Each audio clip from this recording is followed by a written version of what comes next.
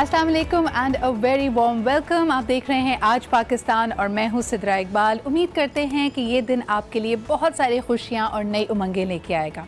आज बात करेंगे ख़ास तौर पे इंटरनेशनल मेंस डे के हवाले से। जी हाँ, मुझे भी जान के ये बड़ी हैरत हुई कि आज का दिन यानी 19 नवंबर को पूरी दुनिया में इंटरनेशनल मेंस डे के तौर पर मनाया जाता है। अब आप सोचेंगे साल का हर दिन ही आदमियों का होता है, बल्कि कहा जाता है कि पूरी कायनात, पूरी दुनिया आदमियों की ही दुनिया है, मर्दों का माशरा है, तो फिर इनके लिए एक सेपरेट दिन क्यों? अगर देखा जाए, और मैं इस पे आते हुए ज़रा गौर कर रही थी कि वाकई आज के माशरे में जिस तरह के रिवायात तब्दील हो रही हैं, हमारी जो रिवायती तहजीब थी उसमें बदलाव आ रहा है, टेक्नोलॉजी चीज़ों को लेके आ रही है, तो मेरे ख्याल में इस वक्त अगर देखा जाए तो सबसे ज़्यादा men's role is being challenged. आप किसी भी घराने में देख लें, ख़ास तौर पर जहाँ पर बच्चे थोड़े बड़े हो रहे हैं या जो औसत उम्र कही जाती है, मिडल एज कही जाती है मर्द हजरात की, उसमें घर के अफराद पहुँच चुके हैं, चाहे वो फादर ऑफ द फैमिली हो या अगर आप लोगों की शादियां नहीं हुई हुई तो साथ रहने वाले लोग जो भी 35 से 40 साल की उम्र के बीच में अगर पहुंच जाएं। यहाँ पे एक अजीब सा मसला पूरी दुनिया में देखा यह जा रहा है कि जो आपके ट्रेडिशनल जेंडर रोल्स हैं वो चैलेंज हो रहे हैं। एक ज़माना था कि हम ऐसे एक सिस्टम में रहते थे जहाँ पे सिर्फ़ और सिर्फ मर्द हज़रात काम करते थे, ख़वातीन घर संभालती थी, तो जेंडर रोल्स बहुत डिफ़ाइंड थे। कहा जाता था कि अपने अपने डोमेन सेट हैं। घर के मामले में मर्द हज़रात नहीं बोलते थे, बाहर के मामलात में ख़वातीन नहीं बोलती थी। लेकिन वक्त के साथ जिस तरह हमने देखा कि माशरे में तब्दीली आई है, तो ये जो सब्जेक्ट्स हैं वो थोड़े ओवरलैपिंग हो गए हैं। आज ख़वातीन में एम्बिशन है, वो बाहर भी निकलती हैं, मर्दों के शाना बशाना काम करती हैं। तो जो एक इंटाइटलमेंट होती थी, जिस तरह हमारा माशरा आदमियों को रेज़ करता था, उनको एक एहसास दिलाता था कि उनका इस तहजीब में, इस माशरे में रोल क्या है, क्या मामलात उनके मामलात हैं, कहाँ उनकी एक सेंस ऑफ इंटाइटलमेंट है, वो सब की सब चीज़ें चैलेंज हो रही हैं। यानी घर में आने के बाद अगर हम अपनी बात करें, हम वो जनरेशन है कि हमारे जो फादर्स थे वो इतने एक्टिव पेरेंटिंग में हिस्सा नहीं लेते थे।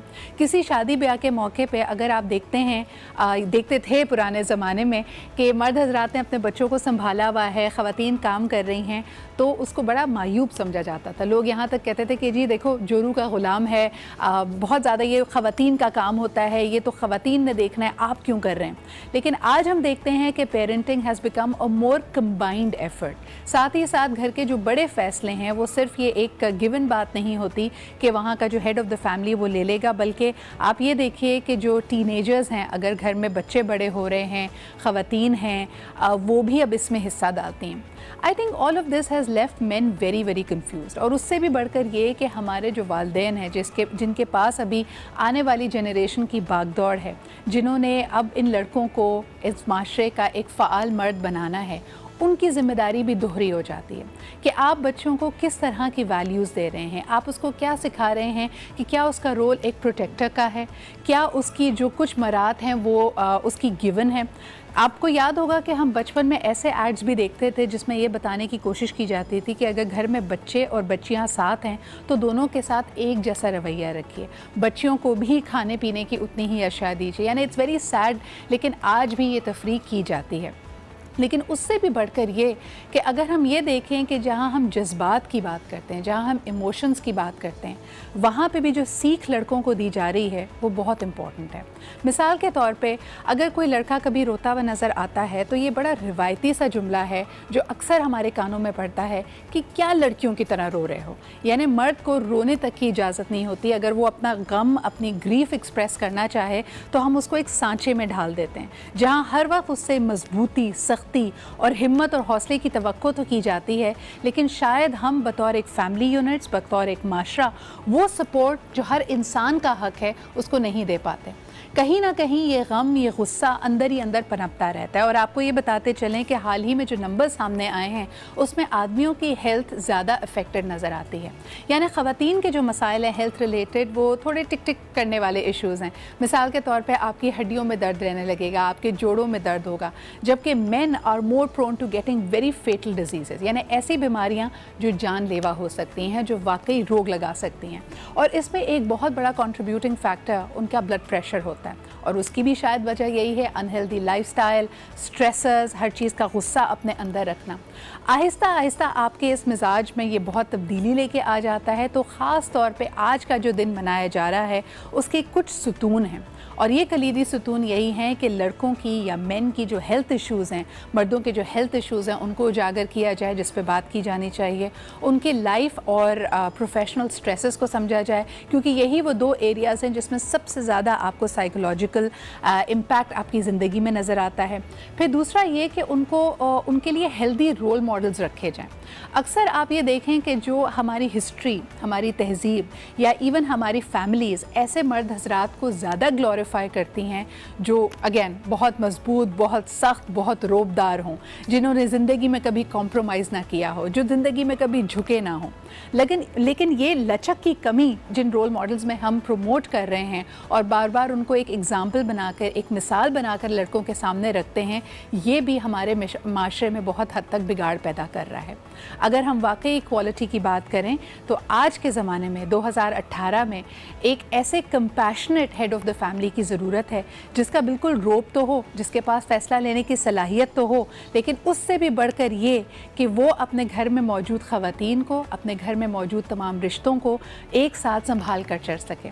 अक्सर हम देखते हैं कि इसी फोरम पे हमने डिस्कस किया है कि आज का मर्द, बल्कि मेरे ख़्याल में अरसे दराज से मर्द बेचारा माँ और बीवी की जो लड़ाई है उसमें बीच में कोलैटरल डैमेज की तरह होता है। तो ये कोलैटरल डैमेज किस तरह मिनिमाइज़ किया जा सकता है, दोनों तरफ एक्सपेक्टेशंस क्या होती हैं, ये वो तमाम चीज़ें हैं जो जेंडर रोल्स के अंदर आती हैं कि क्या वो इमोशनल सपोर्ट है जो मर्द हज़रात को भी दी जा सकती है। और आखिर में ये ज़रूर कहना चाहेंगे कि ख़वातीन को तो हम बहुत ज़्यादा प्राइड देते हैं इस बात पर, और अक्सर कहते हैं कि जी तुम्हारे रिश्ते ही तुम्हारी असल पहचान है, यही तुम्हारा असल सरमाया है कि तुम एक माँ भी हो, एक बेटी भी हो, एक बीवी भी हो।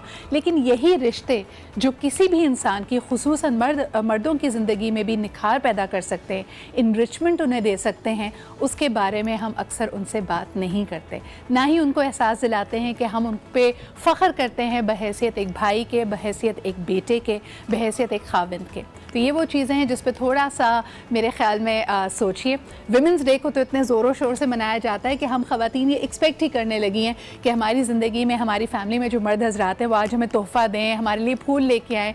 लेकिन अगर आज इंटरनेशनल मेंस डे मना रहे हैं तो आप भी अपने घर में कुछ स्पेशल कर सकती हैं। और ख़ास तौर पर जो मर्द हज़रात ये देख रहे हैं, आज आपका दिन है, लेकिन ये नहीं कि आप उसको बिल्कुल ही अलग थलग मनाएँ या उसको एज अ टिकट या एज अ लाइसेंस टू बदतमीज़ी यूज़ कर लें कि आज ही मैंने लेज़ी होना, आज मैंने कुछ नहीं करना। लेकिन हाँ, आज आपका दिन है और ये जो मेन चीज़ें जिसको आज उजागर करने का इसका एसेंस है वो ज़रूर करनी चाहिए। एक छोटा सा ब्रेक लेते हैं। आज हमारे पास बहुत कुछ है जी प्रोग्राम में। जहाँ हम खूबसूरती की, रिश्तों की खूबसूरती की बात कर रहे हैं तो नेचर की खूबसूरती भी इसमें शामिल होनी चाहिए। अब जिस तरह के हम देख रहे हैं कि मुल्क के बालाई इलाकों में सर्दी की लहर है, जो पहाड़ियाँ हैं उन्होंने खूबसूरत सी सफ़ेद चादर ओढ़ ली है, तो हम आज बात करेंगे गिलगित बल्तिस्तान की भी, जहाँ की खूबसूरती यकीनन पूरी दुनिया में मशहूर भी है और हमें उस पर फ़ख्र है। इसके अलावा आज हम आपको खूबसूरत, जब बात करते हैं तो फ़िक्र भी बड़ी खूबसूरत होती है, अंदाज़ बयां भी बड़ा खूबसूरत होता है। तो फैज़ अहमद फैज़ को हम कैसे भूल सकते हैं। उनका चौथा फैज़ इंटरनेशनल फेस्टिवल लाहौर में मनाया गया, उसके हवाले से भी रिपोर्ट है। और ऑफ कोर्स जो आजकल लीडरशिप के हवाले से बहुत बात की जा रही है, मेरे ख्याल में अभी जब इंटरनेशनल मेंस डे की बात की उसमें भी कई मामलात में हमें यू टर्न लेना है, लेकिन इमरान खान साहब ने यू टर्न को एक अपने ही अंदाज में, निराले अंदाज में डिफ़ाइन किया, उस पर भी बात करेंगे। All this and more in today's आज पाकिस्तान, लेकिन एक छोटे से ब्रेक के बाद।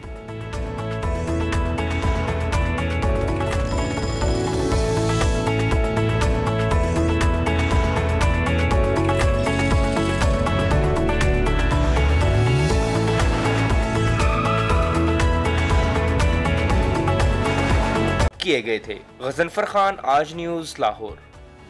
जी जनाब, ये था चौथा इंटरनेशनल फैज़ फेस्टिवल और अब हमारे साथ मौजूद हैं फैज़ अहमद फैज़ की साहबजादी और इस फेस्टिवल की क्यूरेटर मुनीज़ा हाशमी साहिबा।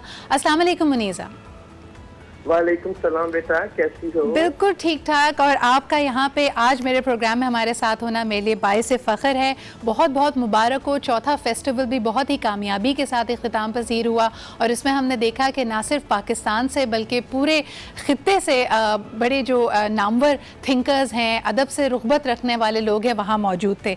तो इस दफ़ा की आपकी थीम और जो लोगों का एक मेला सजा, उनके बारे में हमें कुछ बताइए। मेरी जरा सी आवाज बैठी हुई है जी जी थकन की वजह से। कुछ जरा मेरे ख्याल में मुझे कुछ सीखना भी जरा ज्यादा पड़ा था क्योंकि लोग बहुत ज्यादा थे जी और बिल्कुल। मेरा जरा सा सेंस ऑफ डिसिप्लिन भी कुछ ज्यादा ही स्ट्रांग है। ऐसे तो मैं अपनी माँ की बेटी बन जाती हूँ। बहरहाल हमने ये अंदाजा इस कर लिया है कि ये जगह भी छोटी पड़ रही है माशाल्लाह, लोगों के किस कदर झुंड आए, झुंड बहुत छोटा लगा है। मेरा तो अंदाजा भी नहीं था कि इस कदर हमें पजीराई मिलेगी, इस कदर फैज के आने वाले आएंगे। और मुझे इस दफा इतनी खुशी हुई कि यूथ और यंग पीपल और हर तरह हमारी कोशिश बेटा हर दफा यही होती है जी बिल्कुल कि हम हर फिक्र, हर उम्र और हर मजहब, हर किस्म के शख्स को अव्वल पर ऊपर होता है बिल्कुल। और एक दो ही हमारे सेशंस होते हैं जिनके पास से हमें करने पड़ते हैं क्योंकि वो जरा संजीदा किस्म के होते हैं और हमारे जब उसके परफॉर्मर्स होते हैं तो उनकी ख्वाहिश होती है। सही। लेकिन इस दफा इतनी खुशी हुई, इतने आउटडोर एक्टिविटीज भी चल रही थी, गाने भी चल रहे थे, म्यूजिक भी चल रहा था और उसके अलावा अंदर जो सेशंस हो रहे थे वो भी भरे हुए थे। तो मेरे ख्याल में बहुत डिस्कशंस हुए और हम इसकी रिपोर्ट्स मुनीजा जी फॉलो करते रहे हैं। लेकिन जो पैगाम फैज़ की शायरी का था, जिस तरह हम कहते हैं कि टाइमलेस है और जिस तरह के पाकिस्तान का उन्होंने ख्वाब देखा जहाँ पे अमन हो, बराबरी हो, इंक्लूसिविटी हो, आज इस पैगाम की सबसे ज़्यादा ज़रूरत है। आप क्या समझती हैं कि इस वक्त जो माशरे में हमारे बिगाड़ नज़र आ रहा है या जिस तरह हम मुंतशिर नज़र आ रहे हैं, हम एक साथ यकजा कैसे हो सकते हैं? हम इन चीज़ों की जो असल अहमियत है उसको कैसे समझ सकते हैं? उसका तरीका तो जाहिर है हमारे अंदर ही है जी। हमें ही अपने आप को ठीक करना है, बाहर से कोई नहीं आएगा और इसकी उम्मीद भी नहीं रखनी चाहिए जी। और मैं तो ये समझती हूँ बेटा, मैंने जरा सी मुश्किल है शायरी, मेरे बाप की बात है, लेकिन फैज को जितना आप समझें, जितना आप पढ़ें, ये सब पैगाम आपको वहीं मिलते हैं बिल्कुल। और वही पैगाम सुनने के लिए बच्चे आते हैं, लोग आते हैं, अपनी सुनाते हैं, लोगों की सुनते हैं, बहस करते हैं। ये सब बातें जो है, ये सब कुछ जो है ये बहुत जरूरी है। इस किस्म के फेस्टिवल बिल्कुल ज्यादा से ज्यादा होने चाहिए। फैज के ना हो, इतने हमारे तो इतने बड़े बड़े नाम है, इतने बड़े बड़े नाम है और हमें खुश रहना चाहिए। इसमें खुशी भी है, आपस में मिलना भी है, गुफ्तगू भी है। मुनीजा जी, एक आखिरी सवाल आपसे ज़रूर ये करना चाहूँगी कि इसमें हमने देखा कि भारत से शबाना आज़मी, जावेद अख्तर साहब भी इस फेस्टिवल में तशरीफ़ लाए और यकीनन ये जो राब्ते हैं, ये जो पीपल टू पीपल कॉरिडोर है, ये मोहब्बतें हैं, ये इसी तरह आगे बढ़नी चाहिए। लेकिन आपका बड़ा तल्ख़ एक्सपीरियंस रहा जब आप एक इसी तरह के फेस्टिवल में दिल्ली गई थी, तो आप समझती हैं कि अब ये रास्ते, ये आपसी रवाबित और हमवार हो रहे हैं या अभी भी मुश्किलात हैं?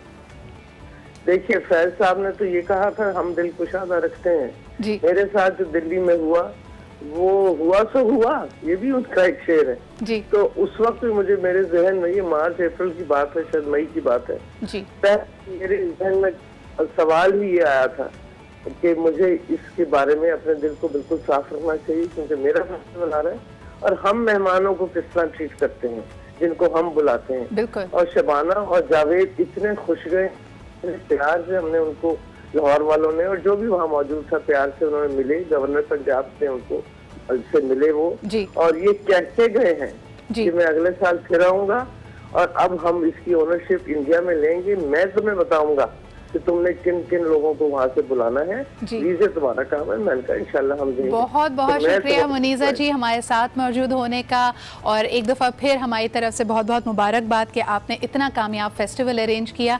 एक दफ़ा फिर मेरे ख्याल में यहाँ पे जब हम बात करते हैं ये आपसी तलखियों की, तो फैज़ का ही शेर याद आता है कि दिल नाउमीद तो है मगर नाकाम नहीं, लंबी है गम की शाम मगर शाम ही तो है।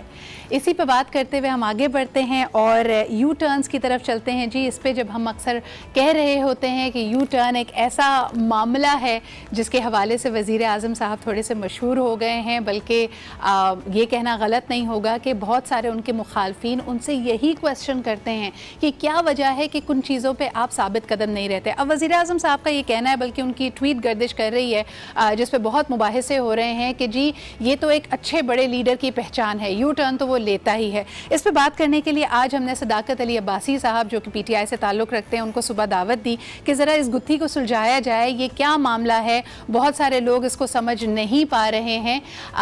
जी अस्सलाम वालेकुम सदाकत साहब, फरमाइएगा कि ये क्या वजह है, ये यू टर्न का क्या मामला है? क्या अब हम एक्सपेक्ट करें कि बहुत सारे और मामलों पे भी PTI की क़यादत यू टर्न लेगी? देखें सिद्रा, लीडर वो होता है जो कौम की रहनुमाई करता है और कौम के तमाम फैसले और उन फैसलों के असरात का ज़िम्मेदार होता है। और इमरान खान साहब ने जो बात की है वो ये है कि अगर लीडर अपनी अना पे कौम का मफाद कुर्बान करते तो उसका नुकसान हो जाता है। उन्होंने मिसाल दी बहुत सारे माजी के ऐसे लोगों की जिन्होंने कौमों को बर्बाद किया। अगर वक्त और हालात बदल जाएं और कौम के किसी लीडर ने कोई बात की और उससे रास्ता बदलना पड़े तो वो रास्ता बदलने में अगर कौम का फ़ायदा है उसको अपनी ज़िद अना से बाहर निकलना चाहिए। लिहाजा हम समझते हैं कि इमरान खान एक कौम के बड़े लीडर हैं, उन्होंने इस कौम को नया पाकिस्तान लेके जाना है, उन्होंने इस कौम को मंजिल पे लेके जाना है। अगर रास्ते का एक तयन करते हैं और रास्ते के दरमियान में उनको एहसास होता है कि इस रास्ते में कौम की कम बेहतरी है और दूसरे में ज़्यादा बेहतरी है तो वो अगर ले जाए, ये उनका मकसद था कि पाकिस्तान और इसके इर्द गिर्द जो मसाइल हैं वो हालात से बदल रहे हैं और बदलते हालात पे अपना फ़ैसला और अपना रास्ता बदलने में कोई बुराई नहीं है। इस पे जो वावेला है, चूँकि इमरान खान की कोई और बुराई कोई देख नहीं सकता।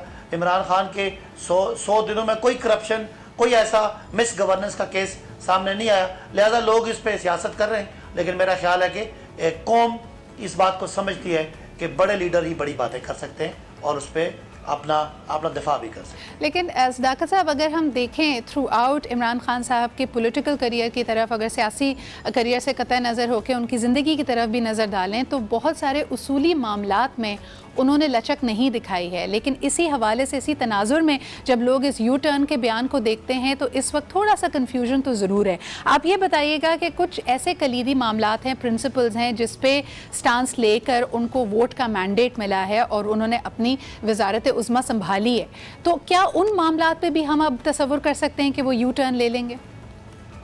देखें, 22 साल इमरान खान की जद्दोजहद और इसी एक नारे पे थी इस कौम को बहुत करप्शन है, इस कौम में, इस कौम को लूटा जा रहा है। और ये जो चीज़ है, शायद इमरान खान इतना मशहूर ना होते, इतना पॉपुलर ना होते अगर आखिरी जो 10 साल है इसमें करप्शन की इंतहा ना होती।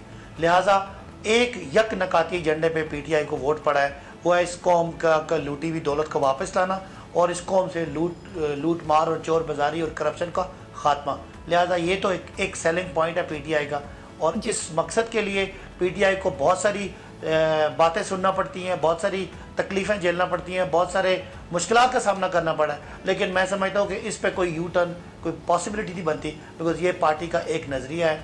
बाकी कहीं पे कोई मामला ठंडा हो गया, कोई गर्म हो गया, कोई जल्दी होगी, कोई आहिस्ता होगी, ये सारे वो मामलात हैं जिनको आप आने वाले दिनों में देखेंगे। अगर खुदा न खास्ता किसी वक्त कोई कौम पे खुदा न करे कोई बड़ी मुसीबत आन पड़े तो वक्ती तौर पे हो सकता है एहतसाब को रोकना भी पड़ जाए। इसलिए ये तो हालात और वाक़यात पे है, लेकिन इन द लॉन्ग रन जो है ये हमारा समझ लें कि ऑब्जेक्टिव है और बड़ा क्लियर ऑब्जेक्टिव है। लेकिन सदाकत साहब, तो एहतसाब और NRO का मामला जो मेरे ख्याल में काफ़ी ज़ेर बहस रहता है, पार्लियामान में भी, टेलीविज़न स्क्रीन्स पे भी, आप समझते हैं क्योंकि वो आपका यकनकाती एजेंडे में शामिल है एहतसाब का अमल और इंसाफ फराहम करना, तो इस पर कोई यू टर्न की कौम उम्मीद ना रखे? देखिए सिद्रा, मैं बार बार बात रिपीट कर रहा हूँ कि ये PTI का सेलिंग पॉइंट है और एहतसाब के मामले में बहुत प्रेशर डाला जा रहा है। इससे पहले माजी में आपने देखा कि पीपल्स पार्टी ने नून पे बड़ी तनकीद की, करप्शन की, नून ने पीपल्स पार्टी पे करप्शन की बड़ी तनकीद की, एक दूसरे के पेट फाड़ने की बात हुई, लेकिन हुआ कुछ नहीं, इसलिए कि NRO हो जाते रहे, खामोश केसेस हैंडल होते रहे, केसों की प्रोसिक्यूशन कमज़ोर होती रही। इस दफ़ा जो इतना आपको बहुत तलखी नज़र आ रही है, आपको बहुत गुस्सा नज़र आ रहा है अपोजिशन में, ये वो जान चुके हैं सियासी तौर पे कि ये वाला लीडर और ये वाली हुकूमत इस चीज़ पे कोई कॉम्प्रोमाइज़ नहीं करेगी, इसीलिए इतना शोर शराबा है। एक बात तो तय है कि तहरीक इंसाफ और इमरान खान कभी भी करप्शन पे कॉम्प्रोमाइज़ नहीं करेंगे और एहतसाब के अमल को इंशाल्लाह नहीं रोकेंगे। ठीक है जी, बहुत बहुत शुक्रिया सदाकत साहब हमारे साथ इस सुबह को मौजूद होने का। और ये यकीनन मेरे ख्याल में तमाम ही, अगर हम टेलीविज़न स्क्रीन्स पे देखते हैं, सियासी प्रोग्राम्स में देखते हैं, इस पर बड़ी बहस की जा रही है। यू टर्न की एक इस्तिलाह भी इतनी नेगेटिव है कि ऐसा लगता है कि आपने जिस एजेंडा पे, जिस प्रिंसिपल स्टांस पे आपने अपना एक स्टैंड लिया, उससे आप बिल्कुल ही पीछे हट गए या उससे बिल्कुल ही आपने मुतज़ाद वैल्यू को अपना स्टांस बना लिया। सो बहरहाल ये मेरे ख्याल में इसने बहुत सारे क्वेश्चंस रेज किए थे, लेकिन हमारे साथ होने का बहुत बहुत शुक्रिया। एक ब्रेक की तरफ बढ़ते हैं and then we'll be right back.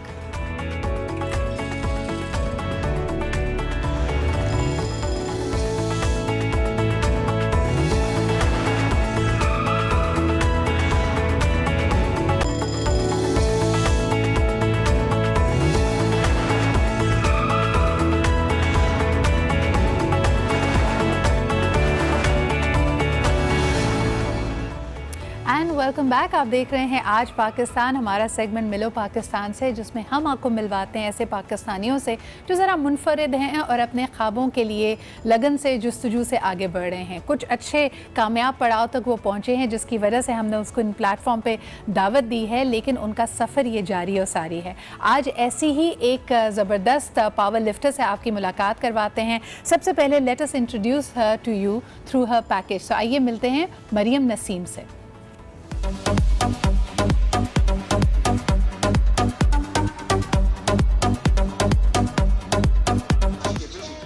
ये है पाकिस्तान की बेटी मरियम नसीम, जिसने एक बार फिर पाकिस्तान का नाम फख्र से बुलंद कर दिया है। ऑस्ट्रेलिया में होने वाले साल 2018 के पावर लिफ्टिंग मुकाबलों में इंजरी के बावजूद भी कांसी का तमगा अपने नाम करा लिया। मरियम का मानना है कि जिंदगी में किसी भी चीज को दिल से चाहा जाए तो वो उसे जरूर मिलती है। इस साल जो मेरा कंपटीशन हुआ था उसमें मैंने bronze medal 3rd position occupy की थी एंड मैं एक्सपेक्ट बिल्कुल भी नहीं कर रही थी। कंपटीशन फिनिश हुआ और मैंने अपने फ्रेंड्स को बोला let's go home, I am very tired.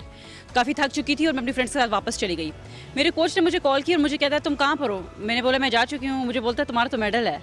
I could not, मतलब मुझे यकीन ही नहीं आ रहा था कि मैंने मेडल जीता है। मरियम ऑस्ट्रेलियन निसाद हैं। पावर लिफ्टिंग और नौकरी करने के साथ साथ मरियम ऑस्ट्रेलिया में पाकिस्तानी कम्युनिटी को दरपेश मसाइल के हल के लिए कोशिश भी कर रही हैं। मैं जितना हो सके लोगों की हेल्प करती हूँ कम्युनिटी में, स्पेशली देसी कम्युनिटी में, पाकिस्तानी में, कि मैं इंटरनेशनल स्टूडेंट्स को जितना अपनी तरफ से हो सके जॉब्स दिलवा दूँ और उनको थोड़ा सा सेटल करवा दूँ वहाँ पर। इस बहादुर बेटी पर पाकिस्तान फख्र करता है क्योंकि वो फख्रे पाकिस्तान है। कैमरामैन मुनीब गुल के साथ अज़म रहमान, आज न्यूज़, पेशावर। जी जनाब, वैसे तो हम ख़वातीन को सिन्फ़े नाजुक कहते हैं, लेकिन आप देख सकते हैं कि पिछले हफ्ते भी वी हैड राबिया जो कि एक गोल्ड मेडलिस्ट वेट लिफ्टर हैं। आज हमारे साथ मरियम नसीम मौजूद हैं। तो फिटनेस और मेरे ख्याल में ये स्ट्रेंथ ट्रेनिंग में ख़वातीन का बढ़ता हुआ जो इंटरेस्ट है वो हमारे सामने है और इसके लिए मज़ीद मौक़े भी पैदा होंगे। इंटरेस्टिंगली राबिया ने भी ऑस्ट्रेलिया में ही एक चैम्पियनशिप जीती थी और मरियम से अगर बात की जाए तो she is based in Australia, लेकिन इत्तेफाक की बात है और बहुत अच्छी बात यह है कि वो इस वक्त पाकिस्तान को विज़िट कर रही हैं। उनकी फैमिली पेशावर में होती हैं, वो हमें हमारे पेशावर स्टूडियो से ज्वाइन कर रही हैं। अस्सलाम वालेकुम मरियम। अस्सलाम वालेकुम। बहुत बहुत मुबारक हो आपको, you won the bronze medal. और इसमें हम रिपोर्ट में देख रहे थे कि आपकी इंजरी भी हुई थी, इसके बावजूद you were able to win the bronze medal. तो थोड़ा सा अपने बारे में बताइए और कब से आपको इंटरेस्ट हुआ पावर लिफ्टिंग में? First of all thank you so much. देखिए, पावर लिफ्टिंग में I am actually very very new. मुझे सिर्फ लास्ट ईयर 2017 में मैंने पावर लिफ्टिंग फेडरेशन के साथ अपने आप को एफिलिएट किया था। But prior to power lifting I have all been into fitness. और जब मैं पाकिस्तान में रहती थी मैं नोटिस करती थी कि लोग बहुत ज़्यादा इस चीज़ को इम्पोर्टेंस देते हैं कि आप स्किनी लगो। अच्छा। हेल्थ एंड फिटनेस को बिल्कुल भी इम्पोर्टेंस नहीं देते। सही। तो मेरी जो मेन गोल यही था फिटनेस को स्टडी करने का कि मैं लोगों को एजुकेट कर सकूं कि हेल्थ एंड फिटनेस का ताल्लुक जो है एक बॉडी इमेज के साथ नहीं है। राइट। एंड स्लोली मेरा जो इंटरेस्ट था काफ़ी ज़्यादा डेवलप हो गया इस फील्ड में।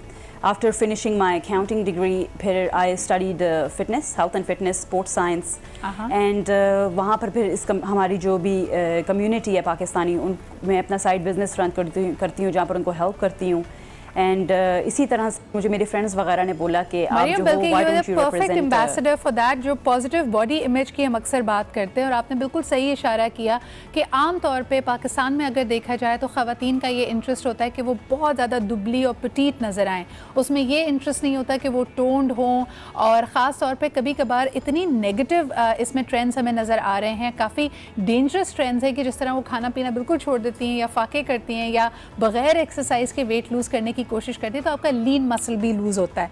तो आपने अब जब आप पाकिस्तान विज़िट कर रही हैं, पाकिस्तान में फ़िटनेस से रिलेटेड अवेयरनेस को कैसा पाया?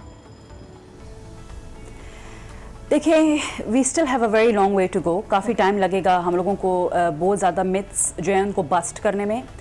बट जैसे पेशावर जैसे सिटी में जब मैं जाती हूँ, जिम में ट्रेनिंग करती हूँ, वहाँ पर आंटियाँ होती हैं, लड़कियाँ होती हैं, न्यू मम्स होती हैं, वो जब मुझे देखती हैं तो फिर they get curious because I am not that bulky, I don't look like a man. जैसे लोग समझते हैं कि वेट्स ट्रेनिंग से आप मैनली दिखोगे। सही।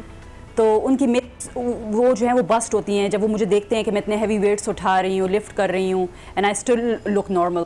तो फिर वो मुझसे क्वेश्चंस पूछती हैं। मैंने कुछ एक सेमिनार्स यहाँ पर किए हैं ऑर्गेनाइज, जहाँ पर मैं लोगों को एजुकेट कर सकूँ। तो I think trend start definitely हो चुका है, बट थोड़ा टाइम लगेगा। अच्छा मरियम, अभी मैं आपके इंटरव्यू में एक बड़ा इंटरेस्टिंग मुझे कमेंट ये लगा जब आपने कहा कि जी मैं देसी कम्युनिटी, यू नो देसी is a very typical word जो हम अपने लिए इस्तेमाल करते हैं।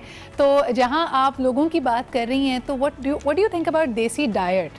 यानी लोग अक्सर ये भी कहते हैं कि जी बाहर जाके फिटनेस और ट्रेनिंग करना इसलिए भी आसान होता है because the kind of diet change जो आप चाहते हैं वो बड़ा ईजिली आपको अवेलेबल होता है, जबकि हमारी जो डाइट है वो काफ़ी रिच है, वो काफ़ी मेरे ख्याल में उस तरह से फिटनेस स्टैंडर्ड्स को नहीं देखती। आपका ये शिकवा है हमारे खानों से? देखिए बिल्कुल है, लेकिन मुझे बहुत पसंद है देसी फूड। मैं देसी फूड के बगैर रह ही नहीं सकती। तो मेरी डाइट ये नहीं है कि ग्रिल्ड चिकन खा रही हूँ, बॉइल्ड चिकन खा रही हूँ, वेजिटेबल्स खा रही हूँ। मेरी डाइट इज़ बेसिकली देसी फूड, बट उसको थोड़ा सा मैं टेलर करती हूँ अपनी ट्रेनिंग के साथ को लेकर। तो जैसे मेरी अम्मी जब खाना बनाती हैं तो उसमें ऑयल इतना ज़्यादा होता है कि उसमें हम नहा सकते हैं, वेयर जब मैं बनाती हूँ तो मैं ऑयल स्प्रे करती हूँ। सही। तो आई थिंक हम देसी खाना डेफिनेटली खा सकते हैं, थोड़े से चेंजेस करने पड़ते हैं। बिल्कुल। अच्छा, एक और चीज़ मैंने नोटिस की मरियम कि जब आपने कहा कि आप पेशावर में भी हो तो आपकी जो अपनी रूटीन है, जैसे आप ट्रेन करती हो या जिम जाती हो, वो आपने रूटीन रखी हुई है। कराची जैसे शहर या लाहौर, इस्लामाबाद की बात की जाए तो हमें पता है कि फ़िटनेस लैंडस्केप बहुत अच्छा है, जगह जगह आपको ट्रेनर्स, अच्छे वेल क्वालिफाइड ट्रेनर्स और जिम्स, वेल इक्विप्ड जिम्स भी मिल जाते हैं। पेशावर में इस वक्त लैंडस्केप कैसा है? वहाँ पे जो रिक्वायर्ड एक्सपर्टीज़ है, जिस तरह का लैंडस्केप होना चाहिए, इक्विपमेंट होना चाहिए, वो आपको आसानी से अवेलेबल है? देयर आर सम जिम्स जहाँ पर है डेफिनेटली। कुछ हॉस्पिटल्स ने भी अपने जिम, जैसे RMI हैं, उन्होंने अपना जिम जो है स्टार्ट किया हुआ है। कुछ यूनिवर्सिटीज़ ने भी किया हुआ है। तो there are a few gyms जहाँ पर काफ़ी अच्छा इक्विपमेंट आपको मिल जाता है। अनफॉर्चुनेटली ट्रेनर्स की कमी है। सही। ट्रेनर्स आपको एज सच नहीं मिलेंगे जैसे आपको लाहौर में मिलते हैं, कराची में मिलते हैं, and I know them personally as well. तो काफ़ी अच्छा काम हो रहा है। यहाँ पर अभी वो ट्रेंड स्टार्ट नहीं हुआ। I think with people like you that trend will also change. अच्छा मरियम, आज जब हम आपसे बात कर रहे हैं, आज इंटरनेशनल मेंस डे भी मनाया जा रहा है, और आई थिंक मैंने जैसे शुरुआत में भी कहा कि वेट लिफ्टिंग हो या वैसे भी जनरली हम जब ख़वातीन को रिफ़र करते हैं उर्दू ज़बान में तो सिन्फ़े नाजुक कहा जाता है। तो ये नज़ाकत क्या मायने आपके जहन में क्या है? यानी what does femininity mean to you? और ख़ास तौर पे आज मर्द हज़रात को कोई ख़ास पैगाम देना चाहेंगे? देखिए, फेमिनिटी फॉर मी मीन्स कि आप still you are very strong. मैं बिल्कुल भी बीइंग अ फीमेल ये बिल्कुल एक्सेप्ट नहीं कर सकती हूँ कि मैं स्ट्रॉन्ग नहीं हूँ, चाहे मेंटली और फिजिकली। आपको सिर्फ अपने आप को ट्रेन करना पड़ता है। सही। एंड मैं मैसेज ये देना चाहूँगी, first of all I would like to dedicate this to my father, but मैं मैसेज ये देना चाहूँगी कि आप अपनी बहनें, बेटियों, अपनी अगर आपकी पार्टनर्स हैं उनको आप स्ट्रॉन्ग करो। जब आप अपने मतलब फीमेल्स अराउंड यू आप उनको स्ट्रॉन्ग करोगे तो आपका जो आने वाली जनरेशन है वो काफ़ी ज़्यादा स्ट्रॉन्ग होगी। अच्छा, और हमें डेफिनेटली एक स्ट्रॉन्गर जनरेशन की ज़रूरत है जो टाइम आ रहा है। बिल्कुल। और जिस तरह के आपने अपने यहाँ पे वालिद साहब का जिक्र किया, पॉजिटिव मेल रोल मॉडल्स का होना भी बहुत ज़रूरी है। यानी अगर आप उनकी सोच में तब्दीली चाहते हैं, आप चाहते हैं कि मर्द हजरात अपनी फैमिलीज़ के एक फ़ाल मेंबर की तरह हो, जहाँ पे सिर्फ उनका रोब ना हो, सिर्फ उनसे लोग डर के उनकी बात और उनकी मर्ज़ी और उनके मिजाज को ना समझें, बल्कि वाकई उनसे मोहब्बत करें, उसके लिए आपके पास बहुत सारी मिसालें मौजूद हैं। ख़ास तौर पे अगर हम अपने दीन की तरफ ही देखते हैं तो हुज़ूर अकरम सल्लल्लाहु अलैहि वसल्लम का जो इमेज है हमारे जहन में, जो उनकी सीरत है, वो बहुत ही शफ़क़त भरी है। हम क्यों पाकिस्तान में मरियम आपके ख़्याल में लोगों को ना, और ख़ास तौर पे मर्दों को एक रोबदार शख्सियत के तौर पे देखना चाहते हैं, रादर देन कि हम उनको एक शफ़ीक और मोहब्बत करने वाला, एक हमदर्द इंसान बनाने की तरगीब दें? आई थिंक इसमें औरतों का भी काफ़ी ज़्यादा रोल है कि हम जब छोटे होते तो अम्मियाँ यही कहती हैं कि नहीं नहीं बाबा जानी को जाकर ये मत बोलो, वो मत बोलो। सही। तो आई थिंक एक बहुत बड़ा कम्युनिकेशन बैरियर है जो मुझे लगता है। सही। I am very open and honest with my father. चाहे कोई भी बात क्यों नहीं है, चाहे शायद मैं अपनी अम्मी के साथ ना कर पाऊँ, मैं अपने बाबा जानी के साथ बैठकर बहुत ओपनली करूँगी। एंड मैंने नोट किया है कि इन मोस्ट केसेस लड़कियाँ जो हैं वो अपने दिमाग में पहले से ही एक जजमेंट या ओपिनियन बना देती हैं कि उनके फादर का यही जजमेंट होगा या यही उनकी आंसर होगी, जो कि in most cases is not even a fact. आप जाओ, आप उनको बात करो, आप उनको कन्विंस करो। अगर वो समझते हैं कि एक चीज़ ठीक नहीं है तो आप उनको क्वेश्चन करो कि वाई नॉट, फिर आप उनको कन्विंस करो। लेकिन पेरेंट्स के अगेंस्ट कभी नहीं जाना चाहिए। उनकी दुआएं बहुत मरियम ज़्यादा आपने बहुत अच्छी यहाँ पे बात छेड़ी है कि ये जो आप खिलाक की बात कर रही हैं कि, और अक्सर साइकोलॉजी भी आज ये कहती है कि आगे जाकर जिन लड़कियों को, जिन ख़वातीन को अपनी मैरिड लाइफ में, अपनी पर्सनल लाइफ में ज़्यादा प्रॉब्लम्स होती हैं, वो लड़कियाँ होती हैं जो अपने घर में एक तरह से अपने आप को गैर महफूज फील करती हैं। और जो आपने जिस तरफ इशारा किया कि अपने फादर से या जो मेल फैमिली हेड है उससे एक शफ़क़त का, हमदर्दी का, उनका एक हिफाजत का एहसास होना बहुत ज़रूरी है। तो अगर आप अपनी ही मिसाल दें, आपके फादर से आपने कहा कि आप बहुत ओपन कम्युनिकेशन है आपकी, इसकी वजह क्या है? इसकी बेसिस आपकी मदर ने डाली, आपके फादर ख़ुद बड़े फोर्थ कमिंग थे, इतना आपका ज़बरदस्त जो एक खूबसूरत रिश्ता है ट्रस्ट का, वो कैसे कायम हुआ? आई थिंक मेरे अब्बू ने, he is very good at communicating. Right. तो उन्होंने बचपन से चाहे कोई भी बात थी बहुत ओपनली की और हमें एक इंडिविजुअल समझा। ये नहीं समझा कि हम बच्चे हैं, हमसे इस बारे में बात ना की जाए, हमसे ये बात छुपाई जाए। अगर घर में कोई प्रॉब्लम है तो वो भी हमसे डिस्कस की जा रही है। कोई बड़ा डिसीजन अगर ले रहे हैं, सही, तो हम इवन दो छोटे थे तो हमें उसका पार्ट बनाया जाता था कि देखो ये हम कर रहे हैं, what's your opinion, what do you think. जब मैं बाहर भी जा रही थी तो my father was my biggest support, क्योंकि you know how Pathan families are. And there was a bit of an issue, but my father was like, नहीं, I want my girls to be very very strong. मैं चाहता हूँ कि मेरी बेटियाँ बहुत ज़्यादा strong हों। And फिर हमने भी फिर अपने अब्बू को सेम मतलब फीडबैक दिया, सेम उनके साथ ओपन कम्युनिकेशन रखी। तो I think it's a two way, it has to be both ways. Absolutely। बहुत बहुत शुक्रिया मरियम हमारे साथ मौजूद होने का, और अल्लाह ताला आपको और कामयाबी दे। यहाँ पे जो बात हमने की, आई थिंक उसी को थोड़ा आगे बढ़ाने की कोशिश करेंगे कि जिस तरह इन्होंने भी अपनी मिसाल देते हुए कहा कि हेड ऑफ़ द फैमिली का जो अदब है, जो लिहाज है, वो वाकई लाजिम है, लेकिन उसको आप अथॉरिटी से सिर्फ मनवा नहीं सकते। आई थिंक एक गैप वहाँ पर भी नज़र आता है जब हम लड़कों की या मर्दों की ये तरबियत करते हैं कि उनका एक्सप्रेशन हम ख़राब कर देते हैं। उनका एक्सप्रेशन सिर्फ हाकिमाना हो जाता है, सिर्फ हुक्म चलाने वाला हो जाता है। समझदारी वाला, समझने वाला, हमदर्दी वाला, ये वो एलिमेंट है जो मज़ीद उभारने की ज़रूरत है। एक छोटा सा ब्रेक लेते हैं and then we'll be right back.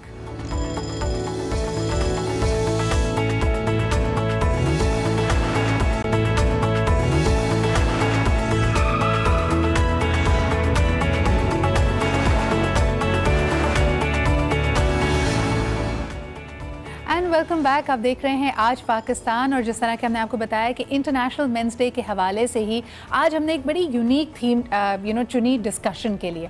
हमने सोचा कि आप आज के अगर नंबर्स एंड सर्वेस की तरफ देखें तो कहा जाता है कि एक मिलेनियल यानी आज का नौजवान तकरीबन अपनी प्रोफेशनल लाइफ में 6 से 8 मुख्तलिफ इंडस्ट्रीज़ में काम करेगा और 20 से 25 मुख्तलिफ नौकरियाँ करेगा। यानी वो ज़माना गुजर गया कि आप 35 साल 25 साल एक ही इदारे को दें और वहाँ से फिर रिटायर होकर निकलें। आज ये जो हम तब्दीली देख रहे हैं, फिर एकदम जहन में ये बात आई कि ये तब्दीली तो हमने पहले भी नोटिस की है और ख़ास तौर पे सियासत है। तो आज का हमारा टॉपिक ये है जनाब कि शो बिज़नेस में जहां हम देखते हैं कि लोगों के दिलों पर राज करने वाली शो बिज़नेस की शख्सियात फिर एक नया मोड़ अपनी ज़िंदगी में लेके आती हैं, एक नया रास्ता चुनती हैं आवाम की खिदमत करने का और बाकायदा सियासत में आने का। ये किस हद तक एक कामयाब तजुर्बा होता है। दुनिया में आपके सामने बहुत सारे लोग हैं, लेकिन अगर पाकिस्तान ही की मिसाल दी जाए तो क्रिकेट को अगर हम शो बिज़नेस के या पब्लिक लाइफ के ज़मरे में ले आते हैं, cricket being the most famous sport in Pakistan, तो यकीनन ये भी एक अपने आप में कामयाबी है। एक मिसाल बनाई है इमरान खान साहब ने अवाम का मैंडेट लेके वज़ारत उज़्मा संभालने की। लेकिन इसी नौइयत से अगर हम पाकिस्तान में दूसरे तरफ भी देखते हैं तो बहुत से शोबिस के सितारे अब बाकायदा पॉलिटिक्स में आ रहे हैं। उनके पास वो बुर्दबारी भी है, वो एक्सपीरियंस भी है, वो लोगों से नाता भी है, वो पब्लिक अपील भी है। ये किस हद तक उनको सियासत में हेल्प करेगी ये जानने की कोशिश करते हैं। और ख़ास तौर पे ये भी कि ये तो आसान ज़िंदगी थी, यानी अपनी पिनिकल ऑफ पॉपुलैरिटी पे हैं। आजकल मीडिया के इतने सारे ज़ाविये निकल आए हैं, आप डिजिटल कोई काम कर सकते हैं, अपना प्रोडक्शन हाउस बना सकते हैं, अपने नाम को सही तरह कैश कर सकते हैं।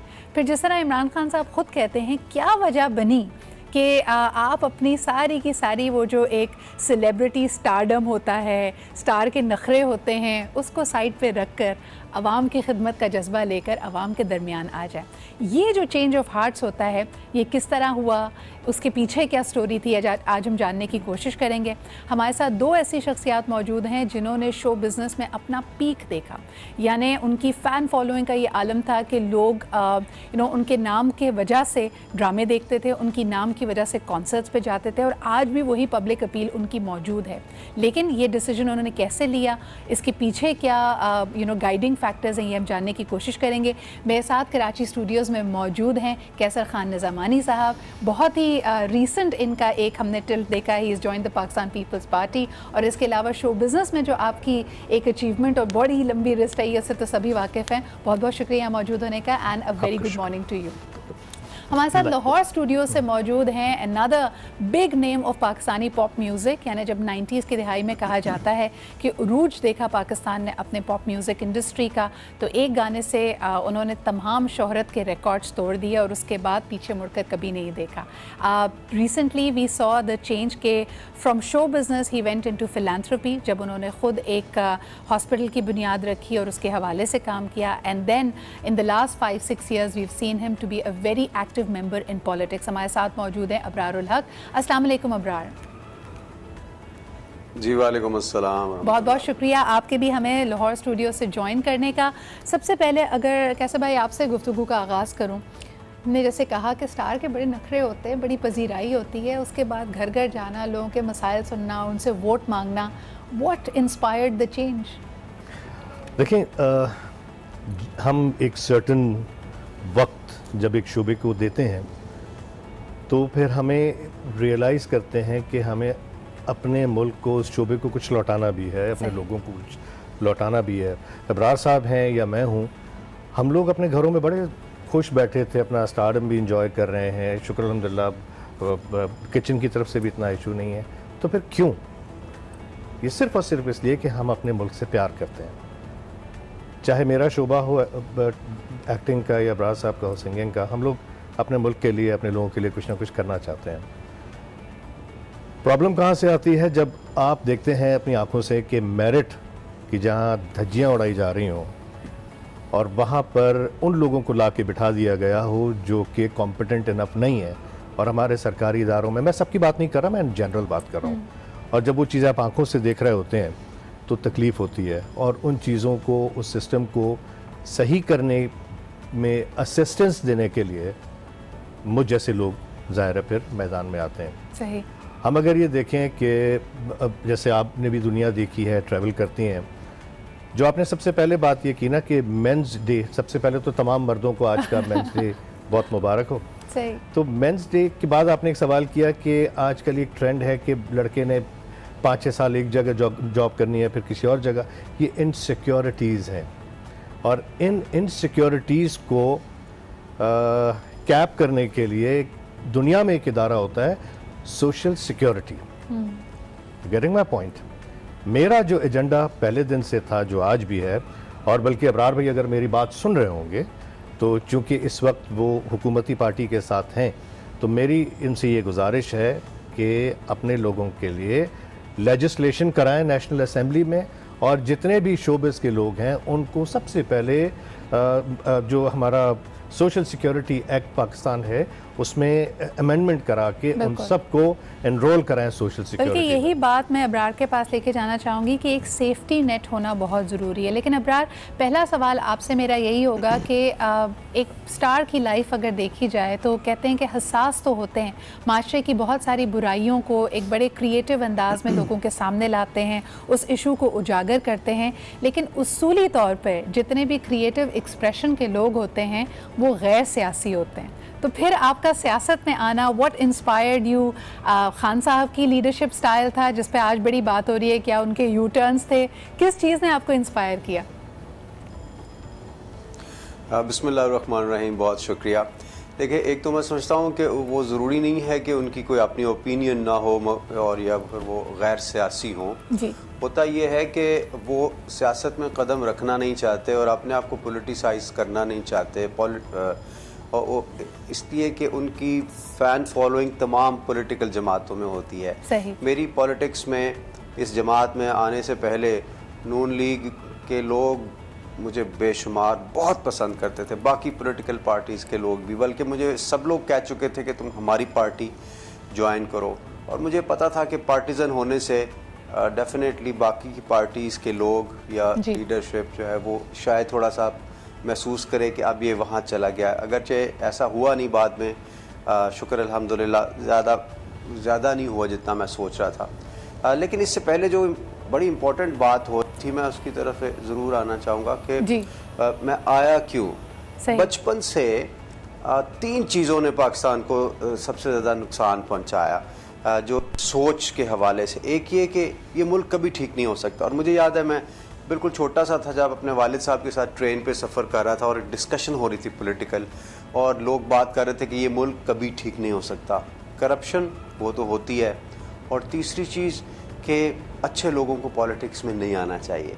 तो जब हम ट्रेन का सफ़र ख़त्म हुआ तो मुझे वालिद साहब ने ये बताया कि तुम याद रखना सारी ज़िंदगी कि ये लोग जो कह रहे थे कि मुल्क कभी ठीक नहीं हो सकता, ये मुल्क ठीक हो सकता है। सही। और ये मुल्क किसने ठीक करना है? ये तुमने ठीक करना है। यानी एक बच्चे के जहन में मेरे वालिद साहब ने ये डाला। उन्होंने ये नहीं कहा कि तुमने पॉलिटिक्स में आना है, मगर किसी भी तरह से तुमने इसको ठीक करना है। तो ये तो बचपन से जहन में था कि ठीक तो हमें करना है इस मुल्क को, और ये ठीक हो जाएगा इंशाल्लाह। हाँ, तो वो घर से आपको एक तरबियत मिलती है कि तुम खड़े हो जाओ डट के, ठीक है, उसमें अपने आप को सबमिट नहीं कराना।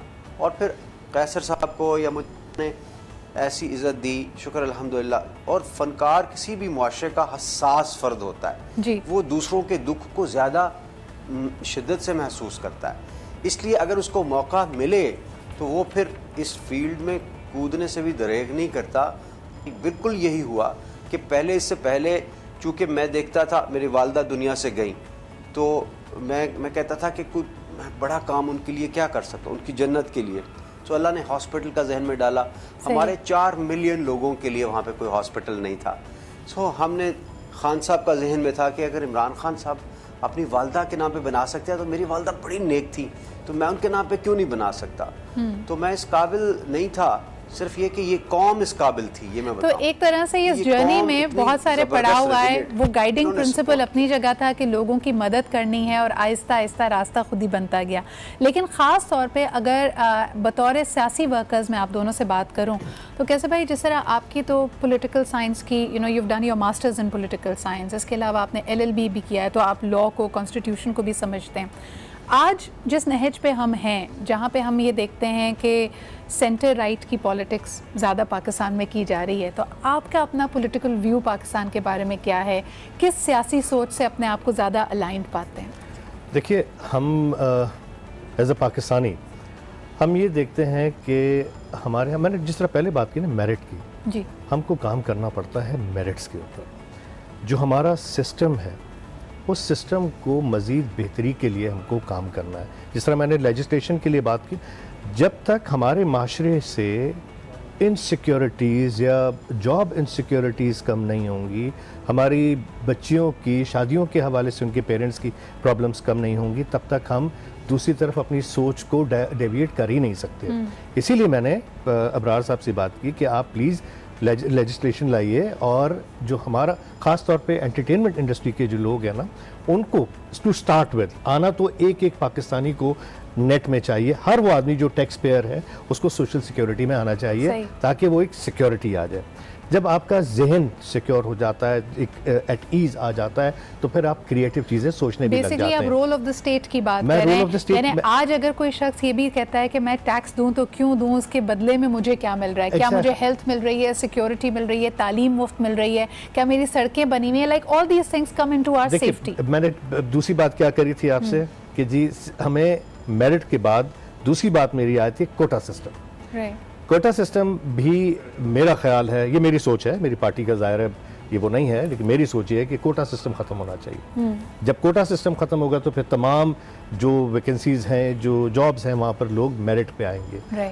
जिस तरह हमने अभी माजी करीब में भी देखा है, आज भी मैं देख रहा हूँ कि हमारे बहुत सारे इदारों में, इदारे सारे अच्छे होते हैं, उनको अच्छा या बुरा वहाँ के लोग बनाते हैं। हमारे यहाँ कल्चरल एक्सचेंज प्रोग्राम्स का सिलसिला नहीं है। हम अभी तक इसी चक्कर में फंसे हुए हैं कि ये सिंधी है, ये महाजिर है, ये पंजाबी है, ब्ला ब्ला ब्ला ब्ला।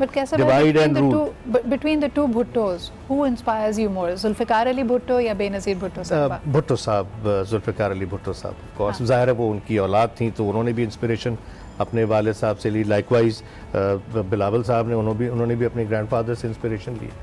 लेकिन लोग जैसे अक्सर कहते हैं, सॉरी आपकी बात काट रही हूँ, आपने खुद कहा सेफ्टी नेट की, अगर पाकिस्तान पीपल्स पार्टी का नारा देखा जाए रोटी कपड़ा मकान तो यही बात की जाती है, लेकिन जो बात वो इतने सालों में, इतनी दिहाइयों में डिलीवर ना कर पाए। सोशल सिक्योरिटी, अगेन मैं बात कर रहा हूँ सोशल सिक्योरिटी, जब तक हमारा हर आदमी, जितने भी, जिस तरह मिसाल, मैं छोटी सी मिसाल दूंगा। एज एन एक्टर आपने कहा कि आप हसास अहम चीज़ों के बारे में फील करते हैं, आप जिस जमात से ताल्लुक़ रखते हैं वो भी यही प्रचार करती है कि जी रोटी कपड़ा मकान एजुकेशन सबके लिए होनी चाहिए। कई दिहाइयों से करप्शन के चार्जेस लगते हैं, चलें उससे भी कतई नज़र हो जाते हैं, लेकिन कई दिहाइयों से ये नारा लगाने के बावजूद वो डिलीवर नहीं कर पा रहे। तो फिर ऐसी पार्टी में शमूलियत आपने किस तरह सोच कर? डिलीवरेंस अपनी जगह है, ऐसा नहीं है। पीपल्स पार्टी का एक, मैं क्या कह लूँ, एक बदनसीबी समझ लें कि उनको अपने अच्छे कामों का क्रेडिट लेना भी नहीं आता, उनके साथ ये रहा है। अच्छा, जब हम बात कर रहे होते हैं, जिस तरह आपने कहा ना कि आप क्यों आए इस शोबे में, देखिए हमारा जो सिस्टम है ना, हमें मिला है एक पोल्यूटेड सिस्टम, पोल्यूटेड बाय या कंटामिनेटेड बाय करप्शन। मैं अगर अपने शोबे को, जिस तरह मेरा एंटरटेनमेंट इंडस्ट्री का अगर शोबा है, तो मैं अगर अपने शोबे को रिप्रेजेंट कर रहा हूं तो मैं सबसे पहले देखूंगा, जैसे मैं फिर मिसाल दे रहा हूं। अच्छा, ये तो मैं थोड़ा सा कैसे भाई एक ब्रेक की तरफ जा रही हूँ, वापस आके यहीं से सिलसिला दोबारा जोड़ूंगी। देखें, ये तो मैं प्रोब कर रही थी दोनों हमारे मेहमानों को कि एक तो चले खिदमत खल्क का या सियासत में आने का जज्बा जागा, लेकिन ख़ास तौर पर जिन पार्टीज़ का इन्होंने इंतखाब किया वो क्यों किया। PTI की तरफ भी अगर देखते तो बड़ा उनकी एक ज़ोरदार कैंपेन रही है, बड़ी मजबूत कैंपेन रही है इंसाफ के हवाले से।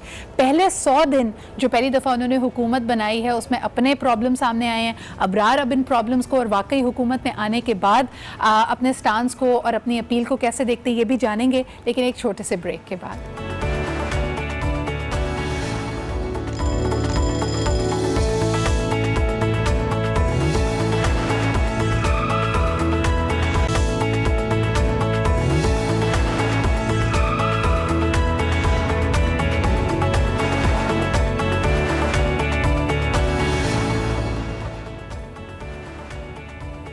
जी जनाब, कुछ सवालात उठाएंगे ख़ास तौर पर शो बिज़नेस के इन सितारों से जो अब सियासत में आ गए हैं कि शो बिज़नेस की अगर बात की जाए तो आए दिन हमारे सामने ऐसी रिपोर्ट्स आती हैं कि नामवर सितारे जिन्होंने अपनी ज़िंदगियों का एक बड़ा हिस्सा वक्फ किया है अदाकारी के लिए, सिंगिंग के लिए, राइटिंग के लिए, लेकिन क्योंकि ये शोबे अगर कुछ सालों पहले तक चले जाएँ बहुत वेल पेइंग प्रोफेशंस नहीं होते, तो हम देखते हैं कि जब इनका वो प्राइम टाइम गुजर जाता है, जब ये काम नहीं कर रहे होते, जो बात अभी कैसे साहब भी कर रहे थे कि फिर इनका जो सेफ्टी नेट है वो कुछ रहता नहीं है, और जब हालात अच्छे ना हो, जब रोज़गार मैसर ना हो, जो काम ना हो, तो फिर बहुत ही बदहाली में भी देखा है। और एक तरह से देखते हैं कि हमारा माशरा, हमारे जो उस वक्त के स्टार्स थे, जो लेजेंड्स थे, हमारा रवैया भी उनके साथ बड़ा तल्ख है, हम उनको भूल जाते हैं। तो ये बात भी करूँगी अबरार साहब, सबसे पहले इसी से चलें, गुफ्तगू का दोबारा सिलसिला जोड़ते हैं कि आपके एजेंडा में बहैसियत फ़नकार जो आप सियासत में आए हैं, वेयर डू दे फीचर, यानी इनके लिए क्या काम करना चाहिए? कुछ एसोसिएशंस बननी चाहिए, हुकूमत में ये सेंसिटिविटी पैदा करनी चाहिए कि वो इनके लिए ख़ास तौर पे काम करे, कुछ कोटास दे, कुछ एसेट्स दे, कोई और तरीका इनको प्रमोट करने का, इंसेंटिवाइज करने का होना चाहिए। What's your take on that? देखिए, मैं एक अर्ज़ करूँ, अभी थोड़ी देर पहले क़यासत साहब ने बात की कि नई लेजिस्लेशन की ज़रूरत है और उसमें सोशल सिक्योरिटी सिस्टम जो है उसको लाने की ज़रूरत है। मैं समझता हूँ ये सारी बड़ी अच्छी बातें हैं और पीटीआई के एजेंडे पे सोशल सिक्योरिटी सिस्टम लाना बिल्कुल है, क्योंकि खान साहब अक्सर वो दरिया फ़रात के किनारे एक कुत्ता भी जो है उसको भूखा नहीं मरना चाहिए, उसकी मिसाल भी दिया करते हैं और उनके जहन में मदीना की रियासत का तस्वुर भी मौजूद है। बट हैविंग सेड दैट, मैं ये कहूँगा कि ये इतना आसान भी नहीं है, बिकॉज जो पाकिस्तान जी हमारा थोड़ा सा टेक्निकल फॉल्ट आया है, we are going to connect back to Lahore. लेकिन कैसे भाई, आप खुद क्या देखते हैं, कहाँ पे where is that fix that is needed? देखिए जी, आपने देखा होगा कि हमारे जितने भी अच्छे बड़े cricket players, hockey players, squash players, उनको सरकारी इदारों में ऑनररी जॉब्स मिलती हैं, सही, चाहे वो कस्टम्स हो, रेलवेज हो, बैंक्स हो। वाई नॉट इकबाल लतीफ़ साहब, वाई नॉट तलत हुसैन साहब, वाई नॉट नदीम साहब, वाई नॉट गुलाम मोहिउद्दीन मुस्तफ़ा कुरैशी साहब, वाई नॉट शान साहब? आप कह रहे हैं कि करियर ट्रांजिशन के ऑप्शंस होने चाहिए। जो हमारे ये आइकॉनिक फिगर्स हैं, जिस तरह हमारे स्पोर्ट्समैन हैं, स्पोर्ट्स आइकॉनिक फिगर्स हैं, उनको जब गवर्नमेंट ऑनररी जॉब दे सकती है गवर्नमेंट डिपार्टमेंट्स में, तो हमारे एक्टर्स को ऑनररी जॉब्स क्यों नहीं मिल सकती?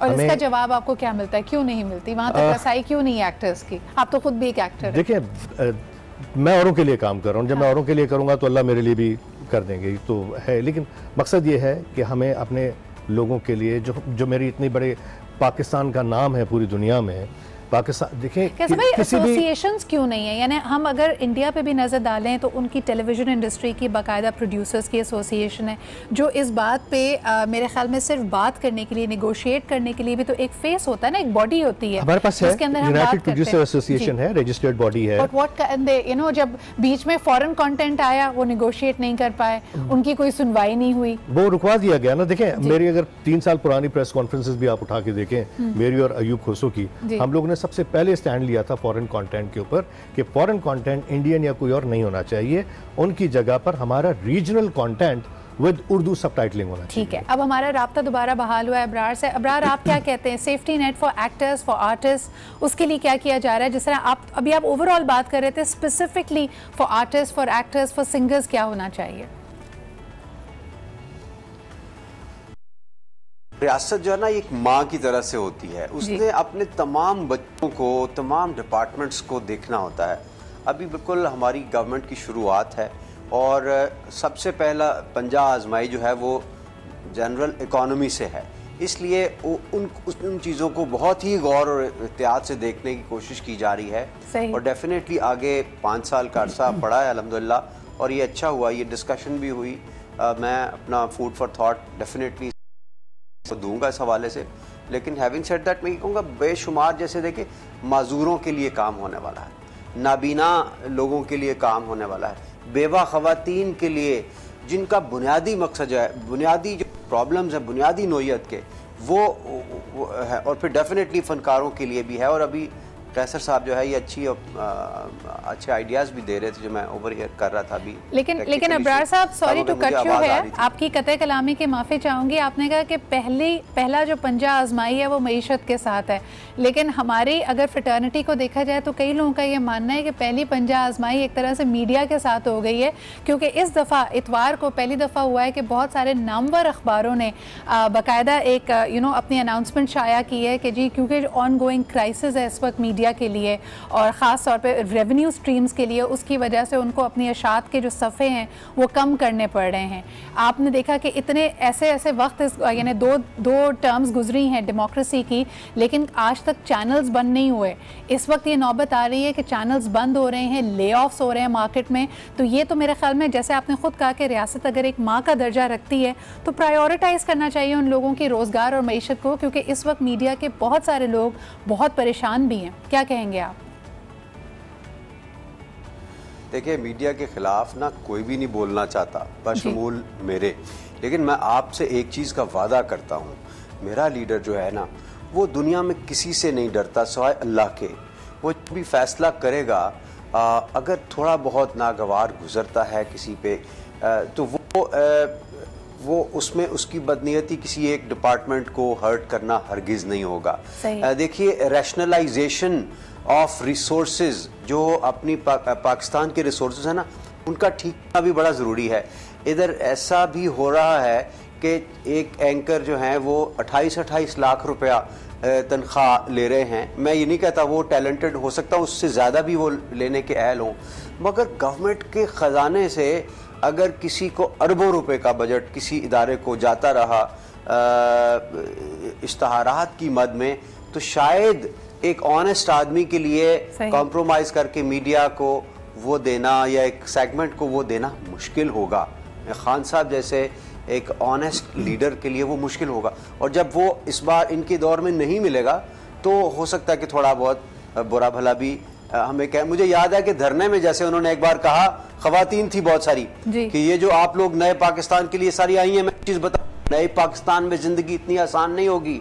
आप लोग अपनी मेड्स को जो है वो पूरे पैसे नहीं देते। वेस्ट के अंदर आपके घरों में काम करने वाली जो खवातीन होती हैं, एक घंटे के हिसाब से उनको पे किया जाता है। तो वो सारी खवातीन ये देख रही थी कि ये क्या कह रहे हैं, तो हमसे हमारी मेड्स भी ले जाएंगे। यानी बात यह है कि रैशनलाइजेशन ऑफ रिसोर्सेज पाकिस्तान के जो है वो बड़ा ज़रूरी है। इस इशू के ऊपर शायद कोई पॉलिटिकल वर्कर ना बोले कि मेरे ऊपर बहुत बड़ा बैकलैश आएगा, लेकिन जान अल्लाह को देनी है। इस मौके पे उन्होंने सबसे पहले अपने ऊपर ये कदम इसीलिए लगाई कि मुझे कोई वीआईपी ना समझ ले कि मैं आपकी सतह पर आने की कोशिश करता हूँ, मैं प्राइम मिनिस्टर हाउस में नहीं रहता हूँ। ठीक है, अच्छा यही गुफ्तगू मैं कैसर भाई के पास आना चाहूंगी। मीडिया के इस वक्त जो मेरे ख्याल में कंसर्न्स हैं, आप किस हद तक समझते हैं कि ये करेक्टिव मेजर है, रैशनलाइज किया जा रहा है रिसोर्सेज को, तो सही है जो हुकूमत कर रही है? देखिए, चूँकि मेरी खुद की एक एडवर्टाइजिंग एजेंसी है और मेरे अपने पैसे इन्फॉर्मेशन में फंसे हुए हैं जी, तो मैं तो This is too close to home for you. Exactly. लेकिन मैं why not talk about our own people, our own fraternity first. जी। हम बात कर रहे थे हमारी फर्टर्निटी के हवाले से, जैसे अबरार साहब मौजूद है, मैं इनकी मौजूदगी का फ़ायदा उठा रहा हूँ क्योंकि ये वफाक में है, हुकूमत में है। अबरार साहब, मेरी ये गुजारिश है आपसे कि अमजद फरीद साबरी मरूम के जो म्यूजिशंस हैं वो बेरोज़गार हैं इस वक्त, खासा मेहदी हसन साहब के जो म्यूजिशंस हैं वो बेरोज़गार हैं। इस तरह बड़े बड़े हमारे जो सिंगर्स हैं जिन्होंने अभी इस प्रोफेशन को तर्क कर दिया है या मुल्क छोड़ के चले गए हैं, उनके म्यूजिशियंस इस वक्त यहाँ पर बेरोज़गार हैं। मैं आपसे ये गुजारिश करूँगा, प्लीज़ उनके लिए आप कुछ करें, एंडाउमेंट फ़ंड के हवाले से कुछ करें, कमेटीज़ ऐसी बनाएं जिनमें कि जो हमारा ये एंटरटेनमेंट इंडस्ट्री है इसके लोग उसके अंदर होने चाहिए, उनके थ्रू डिसबर्सल होना चाहिए फंड्स का। कैसे भाई, वो जो आप बात कर रहे थे एडवर्टाइजिंग एजेंसी और रेवेन्यू के हवाले से के बाद ना सिंध ये कर सकता है, ये सूबे ये कर सकते हैं 18वीं तरमीम सर लेजिस्लेशन की, मैं आपसे जो बात कर रहा हूँ ना वो लेजिस्लेशन के हवाले से बात कर रहा हूँ कि सिंध गवर्नमेंट या सिंध कैबिनेट सिर्फ उसको अप्रूव कर सकती है, फाइनल फिर भी आपकी नेशनल असेंबली से। ये बड़ा एक कलीदी नुक्ता है कि जिस तरह हम देखते हैं कि 18वीं तरमीम के बाद बहुत सारे सब्जेक्ट्स अब सूबाई सब्जेक्ट्स बन गए हैं, तो विफाक और सूबाई हुकूमतों की आपसी कोऑर्डिनेशन खुसूसन इन्हीं मामलात पे, जिसमें अगर आपने इनोवेटिव काम करना है, सेफ्टी नेट्स बनाने। एक छोटा सा ब्रेक लेते हैं, वापस आएंगे, फिर दोनों की मज़ीद आरा यहाँ पे लेके आएंगे कि क्या कुछ किया जा सकता है, ना सिर्फ मीडिया फ्रेटर्निटी के लिए बल्कि उन लोगों के लिए भी जो शायद मीडिया की तरफ रुजू करना चाहते हैं, इन प्रोफेशंस में आर्टिस्टिक एक्सप्रेशन में आना चाहते हैं। So stay with us.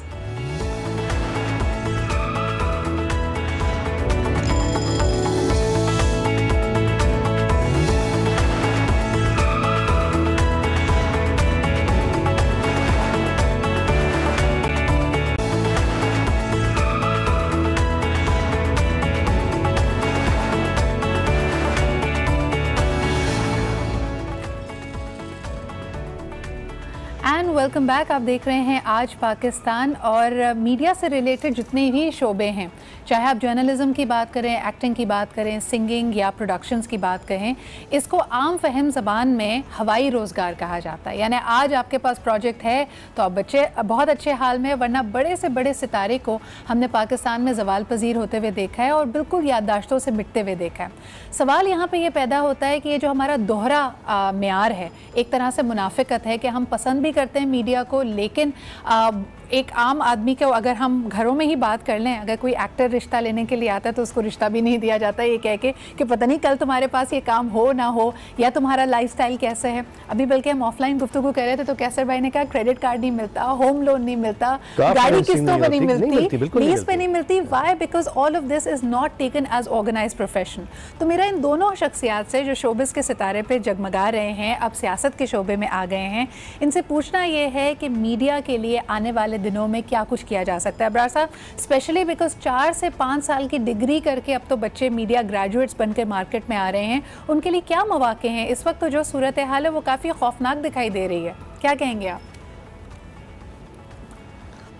जी, आपने निशानदेही बिल्कुल सही की है। असल में मीडिया में भी तो अट्रैक्शंस इतनी एकदम से आ गई हैं कि बहुत सारे चैनल्स, और फिर उसके बाद क्योंकि गवर्नमेंट की बहुत बड़ी स्पेंडिंग मीडिया पे हो रही थी, और उसका जिसका ज़्यादातर फ़ायदा मैं समझता हूँ सिर्फ शायद चैनल मालिकान को ही हुआ, और नीचे जो हमारे वर्कर्स थे उनको इतना नहीं हुआ। मगर फिर भी चूँकि एक इंडस्ट्री बड़ी हो गई थी तो बहुत सारे लोग इसमें उन्होंने ये सोच के फिर डिग्री ज्वाइन भी की। आपसे गुजारिश है छोटी सी, आपकी मौजूदगी का मैं फ़ायदा उठा रहा हूँ, प्लीज़ आप कम अज़ कम ये तो करवा सकते हैं ना कि मीडिया को एज अ इंडस्ट्री तो रिकग्नाइज करा सकते हैं आपके नहीं। द डे एंटरटेनमेंट मीडियम आपका इंडस्ट्री डिक्लेयर हुआ, बैंक फाइनेंसिंग भी शुरू हो जाएगी, जॉब सिक्योरिटीज भी हो जाएंगी। आप वफाक में बैठे हैं, कम से कम ये तो आप करवा सकते हैं। इंडिया में देखिए, फिल्म इंडस्ट्री को इंडस्ट्री का स्टेटस हासिल है, उसके पास टैक्स ब्रेक्स हैं, बाकी इंसेंटिवाइजेशंस मौजूद हैं। पाकिस्तान में अनफॉर्चुनेटली हम रिवाइवल ऑफ सिनेमा की बात करते हैं, हम एक्सपेंशन ऑफ मीडिया की बात करते हैं, लेकिन उसको इंडस्ट्री का स्टेटस भी नहीं है। Abrar, your take on that? अच्छी बात है। अच्छा, मीडिया इंडस्ट्री ऑलरेडी इंडस्ट्री तो है, नहीं है sir, recognition formally as an industry नहीं है। अच्छा, पेपर नहीं है, लेकिन इन्होंने जो दिलचस्प बात की उन्होंने कहा फाइनेंसिंग उस हवाले से शुरू हो जाएगी। असल में बात वही आ जाती है ना कि ये सारी रिसोर्सेज की बात है कि अल्लाह करे कि पाकिस्तान के पास इतना ढेर सारा सरमाया मौजूद हो, और वो आएगा कहाँ से? लोग टैक्स देंगे। लोग टैक्स हमारे नहीं देते रहे, हाँ जी, वो टैक्स देने का रवाज नहीं है। वैसे यहाँ पे एक दफा फिर ऑल्दो हमारे पास को PMLN का यहाँ पे नुमाइंदा नहीं मौजूद, लेकिन जो काम अच्छा किया गया, यानी वैसे तो देर आए दुरुस्त आए वाली मिसाल है यहाँ पे, लेकिन मरियम औरंगजेब साहिबा जो फॉर्मर इंफॉर्मेशन मिनिस्टर थी, बिल्कुल अपने आखिरी दौर पे, मेरे ख्याल में टर्म ख़त्म होने से 1 हफ्ता पहले उन्होंने एक नेशनल आइकॉन अवार्ड्स भी करवाए, और उसके बाद एक मीडिया इंडस्ट्री को एक पेपर वर्क एटलीस्ट एक मीडिया पॉलिसी के तौर पर देने की कोशिश की। आप दोनों ने, अगर आपकी नज़र से गुजरा हो वो डॉक्यूमेंट, उसमें कोई चीज़ आपको अच्छी लगी है जो आप समझते हैं कि उसको कंटिन्यू किया जा सकता है एज अ पॉलिसी डॉक्यूमेंट? देखिए, एक तो मेरी नज़र से वो गुजरा नहीं डॉक्यूमेंट। दूसरा ये है कि जो आज बात हुई है, इसको हम डेफिनेटली अपनी हुकूमत तक पहुंचा सकते हैं, और इसमें देखा जा सकता है कि क्या किया जा सकता है। एक तो मीडिया इंडस्ट्री को जो आप बिजनेस के हवाले से मीडिया की बात कर रहे हैं, और उसको अगर इंडस्ट्री का दर्जा लेजिस्लेशन में दिया जाता है, और उसके फिर क्या क्या फ़वाइद हासिल होंगे, ये पॉइंट मेरे नज़र में नहीं था, और अभी आया तो इसको मैं वहाँ तक पहुँचाता हूँ, और कोई हर्ज नहीं है। बल्कि अगर कैसर आफ्टर द प्रोग्राम अगर आपके पास कोई इस हवाले से मवाद मौजूद है तो वो मुझे ज़रूर भेजिए, ताकि मैं उसको देखूं कि इस तरह इसको लेकर जाना है। अगर ये मुमकिन हो तो वाई नॉट इसको कर। अच्छा, ये तो हम पॉलिसी मैटर्स पे बात कर रहे थे, थोड़ा सा if I can before we wind up the program lighter side पे ले आए। आप लोगों ने जब ये फैसला किया दोनों ने सियासत में आने का, तो इसका जिस तरह कहा गया कि एक कंफर्टेबल स्टारडम वाली लाइफ थी, उससे आपके स्टार प्रोजेक्ट्स पे या बहैसियत एक फ़नकार के जो आपके प्रोजेक्ट्स थे उस पर कितना असर हुआ? ये दोनों जो मीडियम्स हैं, यानी media as well as politics, उसको साथ लेके चला जा सकता है या दोनों में से एक को चुनना पड़ता है? कैसे भाई, आप इसको पहले आंसर करना चाहें तो। अच्छा सिद्रा, हुआ ये है कि मैंने जब अभी इलेक्शन में भी पार्टिसिपेट किया था तो एक्टिंग के प्रोजेक्ट्स मेरे ऑलरेडी चल रहे थे जो कि मैंने अब कंप्लीट किए हैं। मतलब अभी डे आफ्टर टुमारो भी मेरा 23rd को भी मेरी शूट है। सही। तो मुझे बाज़ प्रोडक्शन कंपनीज ने एक्सेप्ट किया है एज एन पॉलिटिशियन और ज़्यादातर लोगों ने नहीं भी किया है। अब आपको तो सियासतदान के रोल तो नहीं ऑफर हो रहे? वो तो मुझे शुरू से हो रहे थे ना। वो तो मैं स्टार्टअप वैसे ही इंजॉय कर रहा था, मिनिस्टर भी बन रहा था, सारी चीज़ें। लेकिन जाहिर है आपको थोड़ा बहुत आपका फाइनेंशियल्स को डैमेज तो ज़रूर होता है, लेकिन शुक्र अल्हम्दुलिल्लाह कि मैं एक छोटा सा एग्रीकल्चरिस्ट भी हूँ तो उस वजह से सर्वाइव कर गया।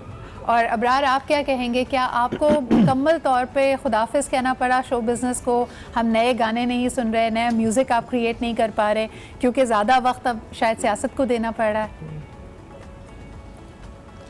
अल्हम्दुलिल्लाह जैसे कैसे साहब ने कहा, मेरा भी बैकग्राउंड जो है एक ज़मींदार फैमिली से है, तो वो कोई इशू इतना नहीं था जितना अल्लाह का शुक्र करें वो कम है। लेकिन मैं शो बिज़नेस अभी भी कैरी ऑन किए हुए हूँ। पाकिस्तान में जितना भी थोड़ा बहुत चल रहा है, कुछ अरसे से बहुत कम था, लेकिन वो एक सोर्स ऑफ इनकम तो इसमें था। लेकिन बहुत अरसे से चूँकि मेरा शौक़ फिलंथ्रॉपी था और हॉस्पिटल और उससे पहले डिज़ास्टर मैनेजमेंट और मेडिकल कॉलेज भी अभी सहारा का, सो बड़े गोल्स अपने सामने बना लिए थे। ये लगता था कि अपने लिए काफ़ी है, अल्लाह का जितना शुक्र अदा किया जाए कम है। लेकिन डेफिनेटली पॉलिटिक्स में आने से, बिलखसूस पंजाब में पॉलिटिक्स करने से तो बहुत आपको रेजिस्टेंस आती है और आपके शोज़ भी मुतासर होते हैं, इवन बल्कि सोशल वर्क भी बड़ा मुतासर। यानी मुझे मेडिकल कॉलेज बनाने में जो दिक्कत आई कि हाई कोर्ट की वजह से वो बना, वरना उसको रोक दिया गया था, और भी बेशुमार चीज़ें। लेकिन वो उसने कहा था ना, ये तो चलती है तुझे ऊंचा उड़ाने के लिए। अबरार, लेकिन क्या कहेंगे, जिस तरह एक सवाल शुरू में रह गया था कि मैंने कैसे भाई से पूछा था कि उनको क्या चीज़ पाकिस्तान पीपल्स पार्टी की सोच की या उनके अफकार के हवाले से जिसने उनको अपनी तरफ रिझाया, आपसे भी यही पूछना चाहेंगे कि मेरे ख्याल में इट इज़ एविडेंट कि इंसाफ की जो कॉल तहरीक इंसाफ ने दी, that became the central part of it. लेकिन अब जब आप हुकूमत में आए हैं, ये जो पहले 100 रोज़ गुजरे हैं, इसमें कुछ तल्ख लर्निंग्स भी तो रही होंगी, तो ऐसी क्या मुश्किल चीज़ें आपके सामने आई जिसमें आप वाकई समझते हैं कि अभी बहुत सारे चैलेंजेस को और उबूर करना है?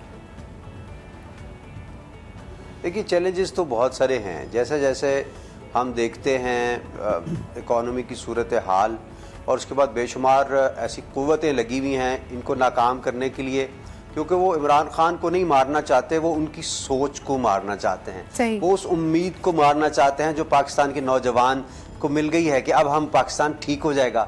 अब आम आदमी भी सोच रहा है थोड़ा सा तल्ख टाइम है लेकिन इंशाल्लाह हम ठीक हो जाए, क्योंकि आउट ऑफ द बॉक्स सोच पहली दफ़ा सामने आई थी कि मेरिट पे काम करना है, इंसाफ होगा, यहाँ पे रिसोर्सेज का सही इस्तेमाल होगा, हाँ जी, और करप्शन का खात्मा होगा टोटल।